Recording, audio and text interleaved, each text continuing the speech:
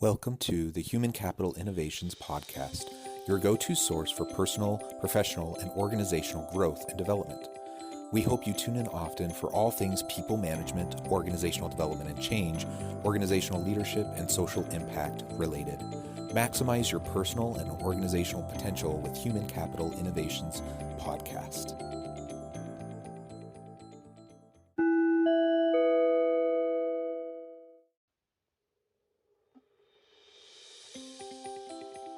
Welcome to the Human Capital Innovations Podcast.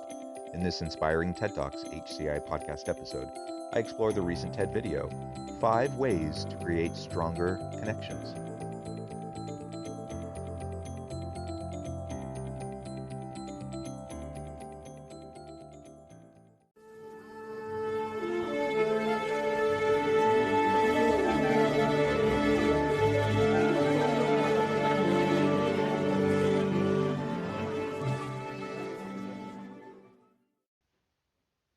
Welcome back to the Human Capital Innovations Podcast.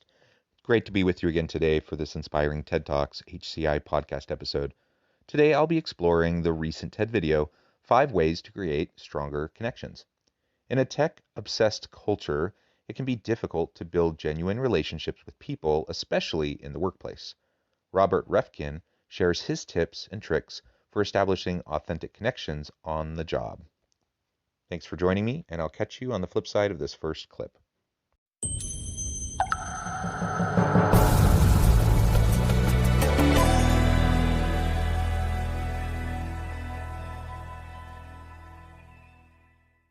So when was the last time that you wrote a handwritten note? It's probably been a while. Technology has changed the way we communicate. We send emails, not letters, text messages, not phone calls. We order delivery instead of cooking dinners in our kitchen, all in the name of efficiency. But here's the point. Technology has made it easier to communicate, but it hasn't made it easier to connect with other human beings. I found that the secret to connecting in the high-tech, fast-paced world that we live in is doing a few small things the old-fashioned way. Are we sacrificing genuine and authentic human connection for efficiency? It's super tempting. We live very busy lives. We're running around, often like chickens with their heads cut off, trying to get from one thing to the next, trying to fit and squeeze everything into the limited amount of time that we have. We're often running ragged, and the thought of taking the time to pause and slow down and genuinely connect with those around us in today's culture almost seems a bit absurd. We tend to idolize efficiency and constantly point out those who are most productive and get the most done. And while productivity is important, and if we want to have success in life and success in business, we have to be able to accomplish things. But we accomplish things with people. We can't do things alone. And whether we're talking about at home, I have a wife and kids. I accomplish things together with my family. Or in the workplace, I accomplish things with my team. I can't do anything alone. And especially as I go throughout my career, I need a trusted personal advisory board, so to speak, trusted friends, colleagues who I can lean on, who I know will have my back. And you can't efficiently create those types of relationships and sustain them over time. It just takes slowing down and connecting in meaningful, genuine ways. So he's going to lay out a few tips on how we might be able to go about doing that. Write a letter. I've written thousands of handwritten notes, thanking people for advice, thanking them for an interview. It just puts that extra effort to show someone that you really care and that you're willing to go above and beyond. Some advice for writing a thank you letter is to really make it clear to the person that you're writing to the impact that they have had on your life. Talk about something specific, like thank you for the advice that you gave me. It's because of the advice you gave me that I am now doing X. People are looking to make a difference. And so if you can show someone that they've really had an impact on the life that you're living, the life you're pursuing, it can have a huge impact. Writing thank you letters is a great idea. Now he's advocating for a handwritten note, a handwritten letter. And I think that's great if you can do that, if you want to do that. Sometimes though, just in terms of time frame and logistics, sending a handwritten note in the mail may take longer than you're willing to take to get back to somebody, to be able to express gratitude. But the general principle here of never suppressing a kind thought. If you have had an interaction with someone who's impacted you in meaningful ways, express that to them. Share that with them. Be specific. Tell them how they impacted your life and how they made a difference. And do it right away. And a handwritten note's great, but that doesn't always work. And so feel free to pick up the phone and call them, or send them a text or an email, or just say it to them in person.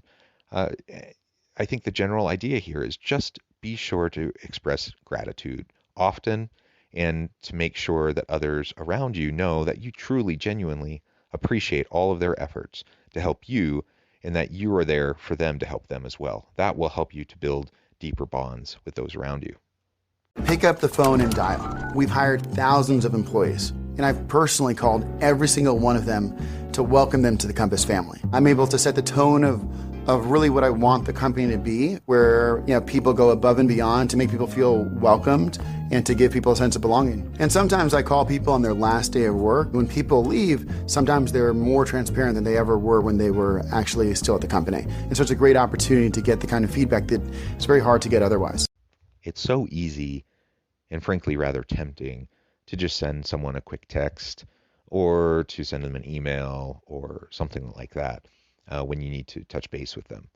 Now, certainly there are times when that's appropriate, and sometimes that's all the time you have. And I'm a believer that it's better to communicate through convenient and efficient channels than to not communicate. So if the choice is to either not communicate or to send a text, send a text. But it is meaningful to take the time to call the people around you. Pick up the phone and make the call. He talked about calling all the new employees in the organization, and that's an incredible commitment, considering he's a CEO and he's calling everyone as they come into the company. That gives him a chance to get to know them a little bit. It helps them feel special. It helps them feel connected. He can model for them the sense of belonging and purpose and camaraderie amongst the team. He also talked about calling up people before they leave, when people are willing to be honest and really straightforward with what they experience, the good, the bad, the ugly even. Taking the time to have those conversations can bring about a lot of good within your team. It can help you learn a lot. It can help you share and reinforce the culture that you want. And it simply shows others that you care, that you're willing to take the time to go and do that.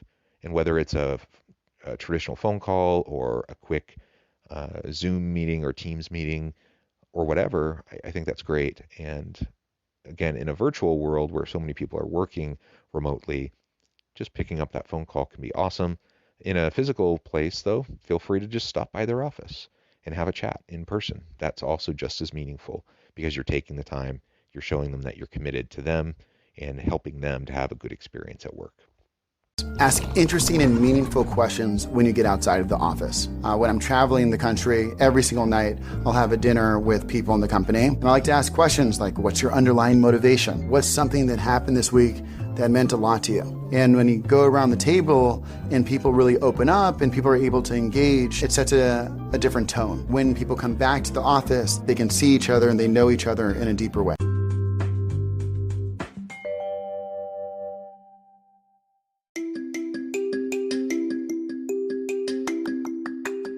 I'm excited to announce the publication of my new book from HCI Press, Bluer Than Indigo Leadership: The Journey of Becoming a Truly Remarkable Leader. Early in my adult life, I learned about an Asian proverb that translates as bluer than indigo. If you think about the color indigo, it is a brilliant, deep, and vibrant blue, what some would call the bluest of blues. To have something that is bluer than indigo is rare and truly remarkable. Contrary to popular myth, there is no one-size-fits-all or cookie-cutter approach to effective leadership. There's no silver bullet, no secret sauce, no go-to model that will solve all of our problems. The truth is, great leaders have all had their unique strengths and flaws, and have all had to discover and then pave their own distinctive path in their life's journey to fulfill their leadership potential. Bluer Than Indigo Leadership will help you discover your own path and explore those ordinary, everyday actions that will help you respond to an uncertain future and produce extraordinary results for individuals, teams, and organizations.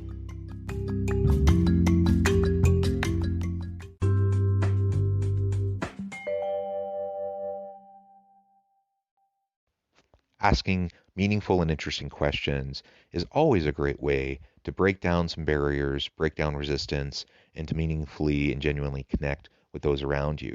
There's no agenda. You're not seeking out particular answers. You just want to get to know the person.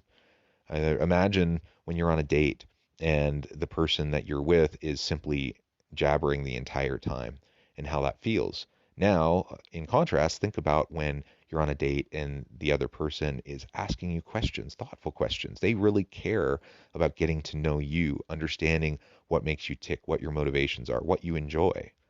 It's the same thing at work. It's the same thing after hours. You go catch a drink, go to a show, do something social with your colleagues after work. Connect with them in genuine ways, just like you would friends. And in fact, that's how you develop friendships. That's how you develop those meaningful relationships. And then that transfers back into the workplace where you have a deeper connection and you know you can trust them. You know a little bit more about them. They know a little bit more about you in turn. And it's the foundation for developing a meaningful work relationship and friendship. Answer questions with honesty. You know how it feels when you go into an elevator and someone says, "How was your weekend?" It could have been like the best weekend ever. You could have met the love of your life, the person you want to marry, and you would say, "Good. How was yours?" If you want to connect with people, then you have to open up. I'm not always that good at it, and I imagine most people aren't, but that's why being open stands out so much, because most people aren't. It's really important for you to be open and transparent when you're trying to connect with other people. So when people ask you a question, give them an honest answer. Now, we have to avoid the temptation of oversharing, and that's something I'm often guilty of because I try to be vulnerable. I try to be open and transparent. Someone asks me something, and I am willing to share with them. And sometimes unwittingly, I can place too much burden on them because I overshare. So, we need to be careful of that. But the other side of the spectrum is that you just say, "Oh, great, everything's good. How are you?" And then it becomes a meaningless, casual encounter that, it's nice to say hi to people and it's nice to ask them about their weekend, but it's not real meaningful connection. So if you want to get past that, then you have to ask thoughtful, meaningful questions to others, and then you have to respond to them in authentic, vulnerable, sometimes ways, so that they know that you're trusting them. When you show a little bit of trust and vulnerability towards others, they tend to return that trust to you. And over time, you develop deeper and deeper trust in each other. That's where meaningful connections happen and the foundation upon which they're built. Turn the video on. I would always recommend a video conference over a phone call, because that's when you can see the real personality come out. When you're on video, you're forced to be present. It's almost a forcing mechanism to be in the moment. This one's an interesting suggestion. I mean, generally speaking, I would agree. I think having video on allows you to connect with people in ways that you can't over just a phone call. Certainly better than you can do over an email or a text. Now, the best of all worlds is you're in person. You get to interact with the person live, and you're sitting across the table from them or in a chair next to them. And you can have a meaningful dialogue with all of the body language and facial expressions, tone of voice, everything that they can pick up on the cues, and you can just connect in more deep and meaningful ways. Now, in a more distributed and virtual workforce, that's not always an option. And so, of course, then we're talking about the organization Slack channel, or you're talking about the emails, or you're talking about phone calls or video conferences. If you're video conferencing with people, generally, I would say, yeah, keep your video on. That's not always possible, and sometimes you're in big meetings, and it's more of an informational meeting. In that kind of a setting, you might choose to just have everyone have their video off. There's probably no real reason for everyone to have their video on because you're not really interacting with people all that much. They're there to just get information. But if you're doing one-on-ones, you're doing performance sessions or feedback or mentoring or coaching or any of those more interpersonal, more one-on-one or small group types of interactions, then having cameras on can help at least somewhat make up for the fact that you're not there in person. You can at least see facial expressions and a little bit of body language that can help. And it just allows you to see the other person and even virtually to be with them. And when we see another person, even when we're having difficult conversations, it can be easier to get past the frustrations, the challenges, the uncertainty, and the discomfort to get to a place where, again, through vulnerability, we can develop trust and learn to lean on each other. Nobody succeeds alone. The more you can take time to develop genuine, authentic relationships, the more you're going to be able to realize your dreams. Because you're going to be able to take big risks and know that there's going to be a network of people out there to cheer you on and to support your efforts. Nobody succeeds alone. That is the number one message from this TED video. It's the number one message from this podcast episode today. I hope that you really take the time to stop and think about that, to self-reflect on your relationships at work. You're trying to grow, you're trying to develop, you're trying to get new opportunities in your career, and you can't do it alone. We need to lean on other people. We need to develop meaningful, authentic, vulnerable relationships built upon foundations of trust with people in our teams. And we can create those informal personal advisory boards of trusted colleagues, trusted friends, who together throughout our careers, we can be there to support each other. As we have that support, we lean on each other, we can accomplish much greater things. We can surpass our own individual potential because we're having synergies and connecting with other people. He laid out 5 different tips for how we can go about connecting more in authentic ways with those around us.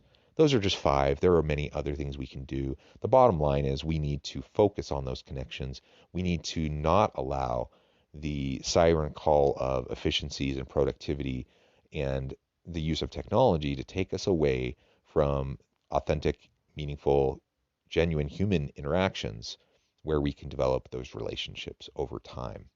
It does take time. It does take effort. It doesn't happen magically unless we're committed to it and invest in developing relationships with other people. It won't happen.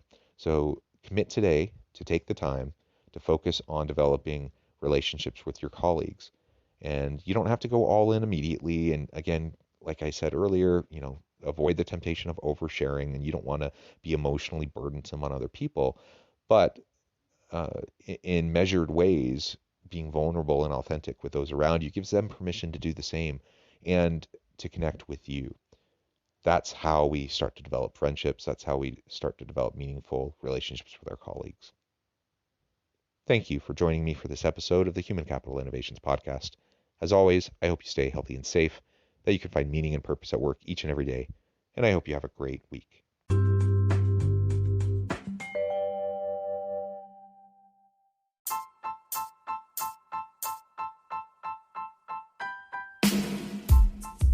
The alchemy of truly remarkable leadership. Ordinary, everyday actions that produce extraordinary results. Consider how the nature of work has shifted over the past 50 years. With increased globalization, rapid technological advancement, and the shift in economic composition, the average job of today looks very different than the average job of 50 years ago. What will the jobs and organizations of tomorrow look like? Moreover, what does this all mean for organizational leaders? What are the core competencies and capabilities of organizations and their leadership that are prepared for continued disruption and geopolitical and socioeconomic shifts? Regardless of what the future holds, increasingly, leaders need to be socially minded, data-driven, decisive, champions of talent, and disruptors of the traditional notions of leadership, teams, organizations, and work. The alchemy of truly remarkable leadership will help you to explore your own leadership competencies and capabilities and consider ways to apply and implement them into your workplace and personal life.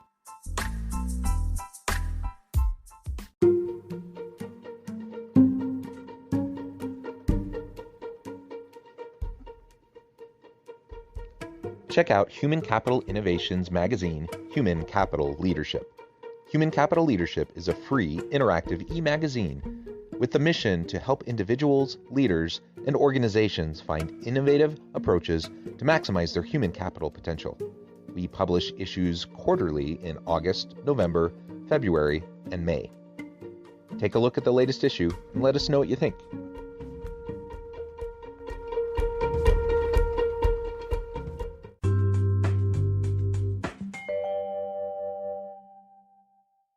Thanks again for joining us for this episode of the Human Capital Innovations Podcast.